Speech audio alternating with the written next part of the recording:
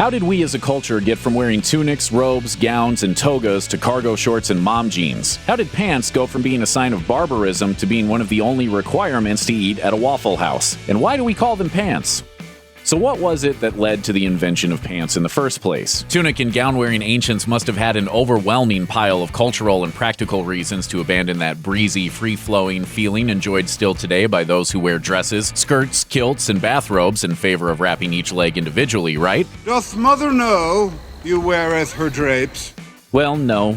There was really only one reason for pants, and that reason was horses. As Science News explains, the oldest known pants come from Central Asia between 3,000 and 3,300 years ago, among nomadic herding cultures who found pants the best option for riding horses. The oldest pants so far discovered are from China's Tarim Basin, but pants were also worn by other nomadic equestrian cultures, like the Scythians about 2,500 years ago. These early pants were straight-legged with a wide crotch, sewn together from wool cloth with slits on the side, a string fastener, and decorative weaving in the legs. Interestingly, the Tarim Basin pants seem to have been woven to their final size with no cutting involved in their shaping. No word on whether the first pants wearer's mother embarrassed him in front of the entire nomadic shopping mall by making him come out of the dressing room and turning around to show how they fit on his butt. The ancient Greeks were not a pants-wearing people. They didn't like them. Instead, they tended to wear long, flowing linen or wool garments that were belted or pinned in place. Men usually wore a linen tunic, over which they might wear a wool cloak in the winter. Women wore tunics pinned at the shoulder. Greeks hated pants because, as Vintage News explains, they thought they were ridiculous, but also because they associated them with foreigners. Pants were what Persians and other cultures wore. They were the clothes of barbarians, not a civilized Greek. The Romans, of course, followed the Greek attitude on pants. The Latin word bricatus, which literally means wearing pants, was used to refer to people that Romans thought were foreign, barbarous, and, perhaps ironically, given our modern view of pants, effeminate.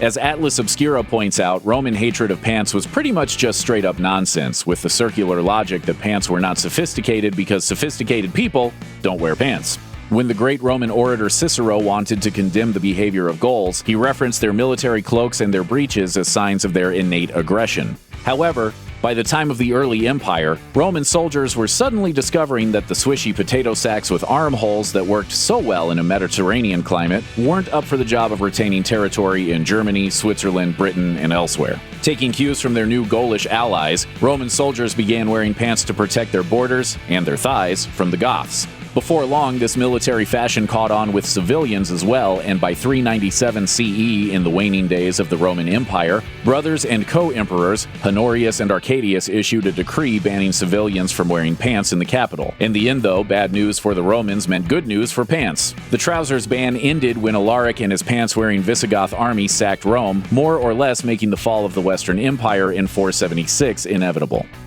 In a complete 180 from the Roman pants ban stands the mandatory pants reform of Peter I of Russia, better known as Peter the Great, in the 17th century. Wherefore the Romans' pants were a symbol of barbarism and otherness that needed to be wiped out. For Peter, they were a sign of civilization and modernity that needed to be brought in at any cost. Plus, they made dancing easier. Mamushka!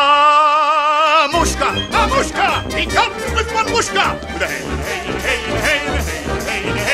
When Peter became sole Tsar of Russia in 1696, the country hadn't progressed much in about 6 centuries. The isolationist tsardom was ruled by a wealthy class of nobles called boyars who, together with the crazy powerful Orthodox Church, maintained their wealth and power thanks to an enormous, powerless serf class. The fashion of choice was long robes, long coats, and long beards. However, Europe of this time was experiencing an explosion of progress in technology and trade and was soon knocking on Russia's door. Peter had been raised by a Western-educated mother and had himself traveled through Enlightenment-era Europe in disguise and soaked in their culture, and he was determined to drag Russia kicking and screaming into the 18th century. A major element of his modernization efforts was wardrobe reform, which meant robe-wearing boyars suddenly found themselves forced to wear pants and other Western-style outfits under penalty of a hefty fine if they tried to enter Moscow.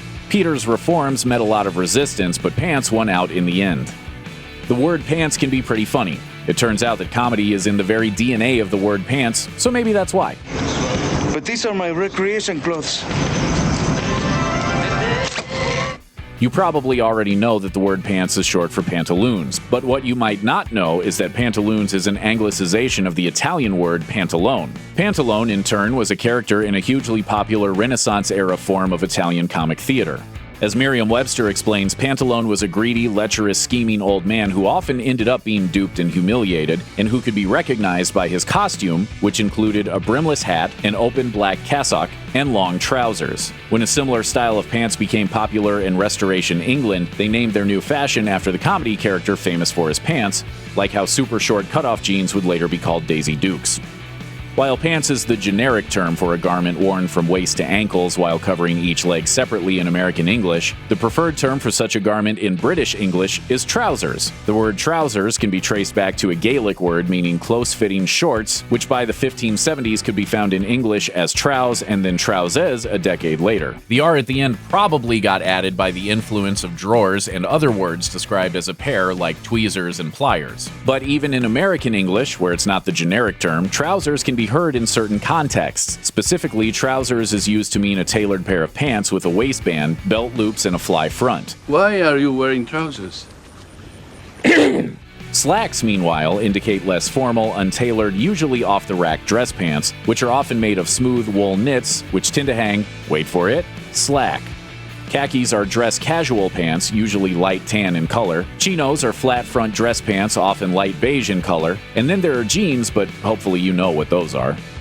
Before the full-length open-leg trousers we know today became the default form of pants, European pants took multiple different forms. Namely, these are breeches, pantaloons, and knickerbockers. Prior to the late 16th century, the main term for leg coverings was hose, which were generally separate coverings for each leg joined by a codpiece, but these were replaced by breeches, which were a single sewn-together garment. Breeches usually ended right below the knee or midway down the calf, with either boots or stockings worn below if a gentleman wanted to show off some of his sexy leg day gains. I can do the splits, no problem. Breeches fell out of fashion by 1820 and were replaced by pantaloons, which were slimmer fitting and reached down to the ankle. By the 1840s, looser fitting trousers replaced the tight pantaloon, inspired by sailors who popularized the look. But knee-length pants saw a resurgence in popularity in the 20th century in the form of knickerbockers, which are baggy kneed pants that end at or just below the knee.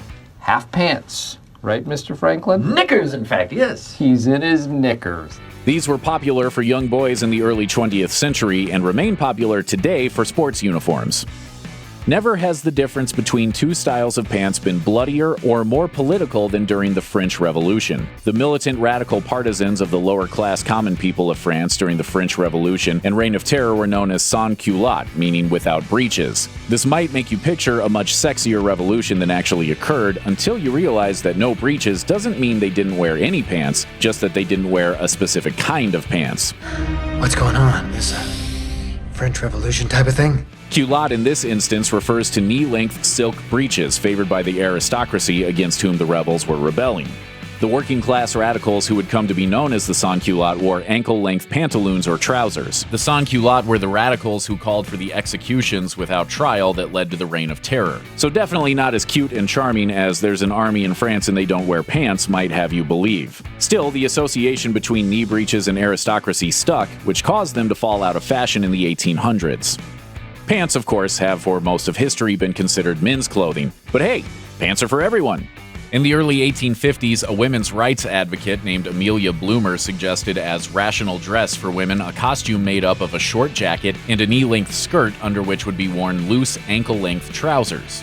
While the full costume didn't last, loose-fitting women's trousers, once very popular for women to wear while bicycling, and of course women's baggy underwear would continue to bear the name bloomers after their most prominent advocate. The fight to make pants a gender-neutral garment in Europe and America has been a long one. It was technically illegal for women to wear pantalon in Paris thanks to the violent reputation of the sans-culotte. In the 19th and early 20th centuries, pants became a more common accessory for some working women, including coal mine workers known as pit brow lasses and pilots. Designers started making pants for women, and they began being considered leisure wear, but women wearing pants in public could still cause a scandal, as happened with actress Katharine Hepburn. Fortunately, World War II helped to normalize the idea of women wearing pants thanks to them becoming common for women working in factories during that time. Even though the progress has not been quick or steady or even unidirectional, it has become much more the norm for it to be cool for women to wear pants when they wanna. Here's a thing that confuses even native speakers of English. Why do you call them a pair of pants? It's only one thing. Two pairs of pants sounds like it's describing four things, when in fact, it is only two. One popular explanation tries to justify this by saying that in the olden days when pants were pantaloons, they were actually two separate things where you put one on each leg and then fasten them in the middle. If you've been paying attention, however, you might note that while this describes medieval hose, this is not true of even the earliest pantaloons. Britannica says nah too. According to them, there's not really any evidence to support the two-piece pants theory. The fact is, pants is just a linguistic phenomenon known as a plural tantum, which is Latin for plural only. Well, hello, Mr. Fancy Pants.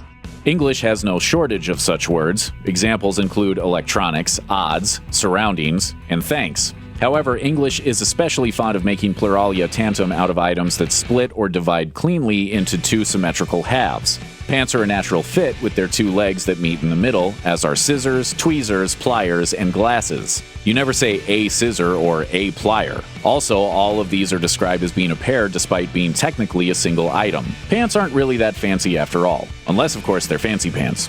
Check out one of our newest videos right here, plus even more grunge videos about your favorite stuff are coming soon. Subscribe to our YouTube channel and hit the bell so you don't miss a single one.